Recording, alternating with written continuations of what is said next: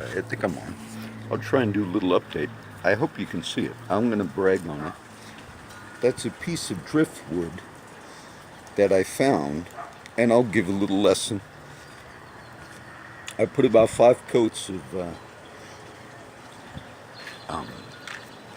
polyurethane, but the lesson I guess I'll give is, now I'll talk a little bit, and then this is a real-time update.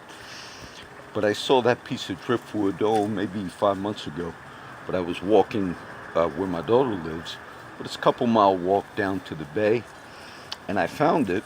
I was going to carry it back, but it was a little too heavy to carry, a mile or so. But the other day when we were riding those four-wheel quads, I said, let me see if it's still there. It was, so I stuck it on the little motorcycle, put it in the trunk. And I think it was just yesterday, I thought, let me start. I used to do like painting, and I used to like to finish things with varnish and all. And so I did a couple coats, and then once you start, so it almost looks like it's fake in the sense that like it was a plastic top, but that's real driftwood. I'm sure it was a big plank at one time, and it might be, many years old. And then I thought, how am I going to get the legs on it and all that? So I Googled driftwood tables. But none of it was like this. It was like glass on top. And so then I thought, the ideas that I actually got from trying to look, none of it worked. But my original idea was go buy a cheap table and use the legs on it. That was my idea. And then I even told one of my friends on the street, I said, I'm going to make a driftwood. He says, you're going to put glass on top? So it started making me think, But my original idea was, so for $8 I got a table, like a little folding card table, and the top of it alone, which I took off, is like a cutting board, which would be $10. Things at Walmart are cheap. So the idea I had was better than like following instructions. And then I thought, I don't like to come home during the day, but I figured, I'll come home like at 3:30. And I said, let me just finish it. And I didn't know if it wasn't that hard, but I had to cut the screws off. I had the little Dremel tool. And I kind of thought, let me see if I can, feel comfortable to go home and finish it. And that's it, it's done. And there are projects in life that you'll start, and there'll be unfinished projects. And I didn't want that to be one, so I said, let me just do it. There's a lot of verses. Thou preparest the table before me in the presence of mine enemies. Thou anointest my head with oil, my cup runneth over. Surely goodness and mercy will follow me all the days of my life, and I will dwell in the house of the Lord forever. Those are we scriptures. The other day I went to the coffee shop, and I went about 3 or 4 days in a row. And sometimes I don't go for like 6 months or a year. And then one time they asked me, they said, where have you been? We were worried. Whoever, maybe one of the coffee girls. And I kind of get uncomfortable when people, so they don't say that no more. But if I don't go for a real long time, when I go, they'll just say, do you want your regular? Which is like a large black coffee. And I was sitting there the other day, and I went like 3 days in a row. And then it started getting crowded because I was doing a lot of work. And so a couple of guys sat like right next to me, and I just felt uncomfortable on the other side of the table. Started getting like that, feeling uncomfortable. And I guess today I saw a lot of my friends. And sometimes one of my friends told me today, somebody came up last night and, the way things are. And he said, John, I don't put up with that stuff. I let him know. And this is a new friend. I said, well, brother, I said, I've got mad before. And some of my friends have not seen me get mad. And then there's an older man, educated man. I talked about him before. He used to be a professor at Berkeley. And then over the years, when I talked to him a few times, he realized, because I dealt with a lot of the stuff that he used to teach at Berkeley. I mentioned him years ago. And I think he was studying at one time to be a priest. And then he taught a course at Berkeley. I remember him telling me this, and it was on the Epic of Gilgamesh and some of the historical arguments against the Christian faith. And as he was talking to some of the other guys about that, on cooking, let me look. I made a short argument in a nice way to show him that he was thinking wrong. Now, this is not supposed to be a teaching video, so I don't want to do it too long. But in essence, he was teaching a course that showed similarities of the Christian religion to some of the other cultures. For instance, are there other cultures that talked about a worldwide flood? Yes. Are there other cultures that had stories that also you could find in Scripture? And the way he explained it to some of the other guys, this was many years ago. Matter of fact, he told me it was like 15 years ago that he met me, and I didn't remember it was that long. And so I basically said, well, brother, I said, the way we usually refute that, I remember this conversation.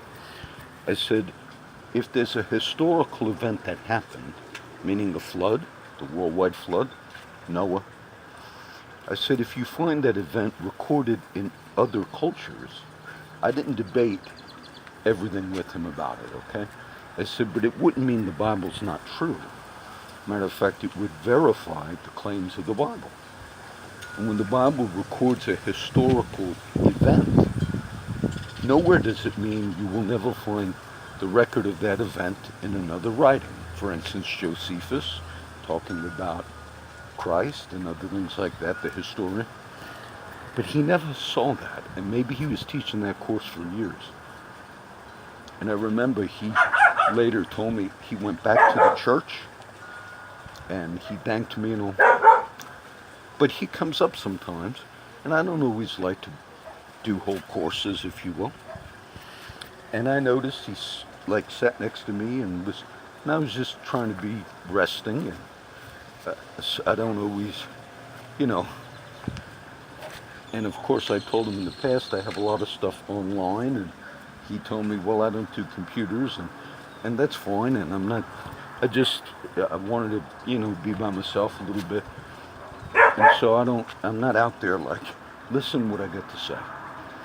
But then one of my other friends came up, and sometimes, even as guys get older, I could see they get jealous of my time.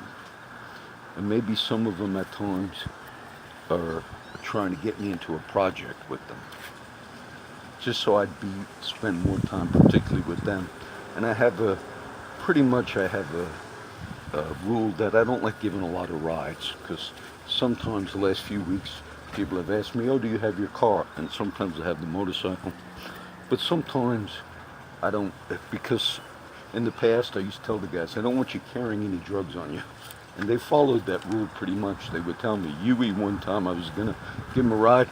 He said, well, I can't right now, but you can. He was honest about it, because he had stuff on him.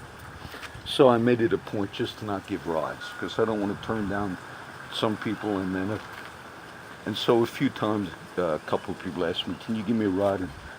Or let's do this. And I said, well, I'm here right now, and I'm up here for a reason. I'm up here to interact with some of my friends, you and others.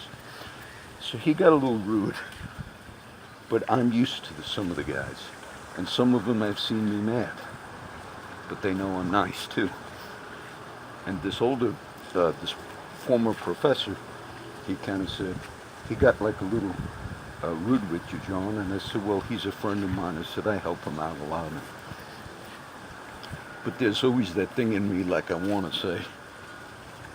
So then that other friend came back, and he knew. He was like, I think I got John mad. And we were just sitting outside, and he kind of apologized, and he said, I sort of see you as my pastor, John. I said, that's fine, brother. I sort of love it, the guys, say that or somehow. So it was good that I recognized why this other friend of mine got a little rude. Because he maybe thought I was not spending as much time with him, though I do spend a lot of time with that other friend. And I was glad, because he kind of came back and put it in those terms. So I just wanted to do that update. I know a lot of people don't watch videos, so I posted a couple of pictures of that. But God will give you a project. There's always news. There's always news, and that's going to all fall by the wayside. I engage in it, and I will continue to engage in it over time. Not just to be partisan, but to show that a lot of times when you're on a particular side of the aisle, I was very much not against President Obama. And the people that watch my videos know all that.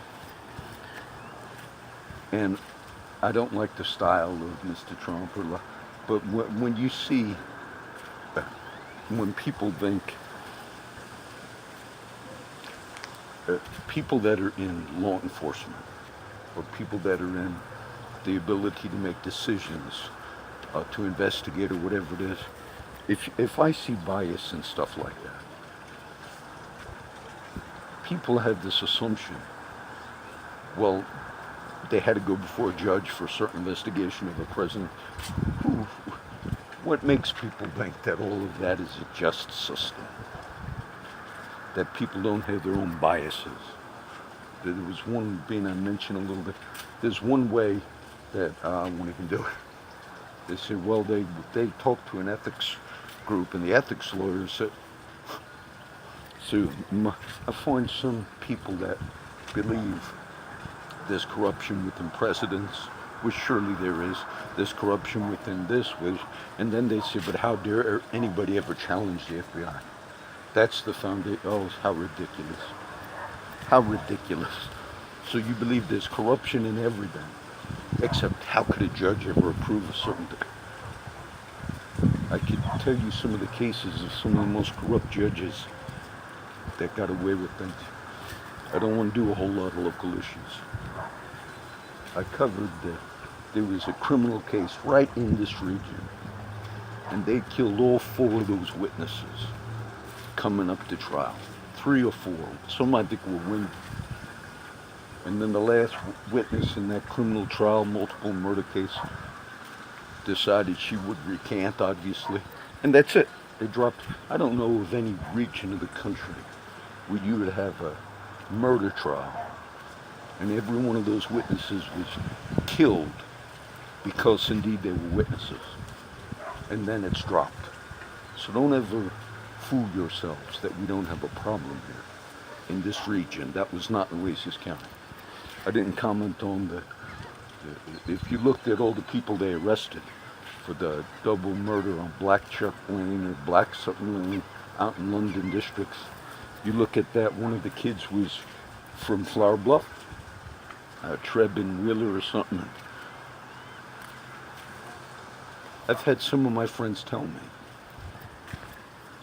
they said, John, in our former lives, we were basically told, you guys are in lives of crime, former lives, friends of mine.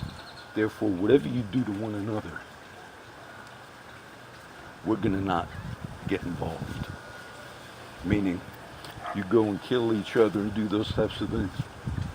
And I always wondered, is that what the authorities would not get involved? And then I saw some of the coverage about after some of these break-ins and people were killed. I remember I saw people in the media, officials, say, well, if you're not involved in that type of life, don't worry about it. Sort of like the community, don't worry. Whenever you have multiple homicides, things of that, it's you shouldn't worry. But it made me think, are you really playing that way? Are you really letting? I've heard so many actual gunshots just from my yard here. Not saying directed at me. And then we had to drive by them. I think that's not normal for a community. Okay, so that's it. I talked 15 minutes. I'll upload this as real-time update. And that'll be the encouragement I'll give you. Whatever God has put before you, sometimes you'll do things, in stages, process. But oftentimes, until you begin, say, look, I'm going to finish that job, then it won't get finished. So that's the table, okay? From Driftwood Table. I'll title it that. God bless everybody.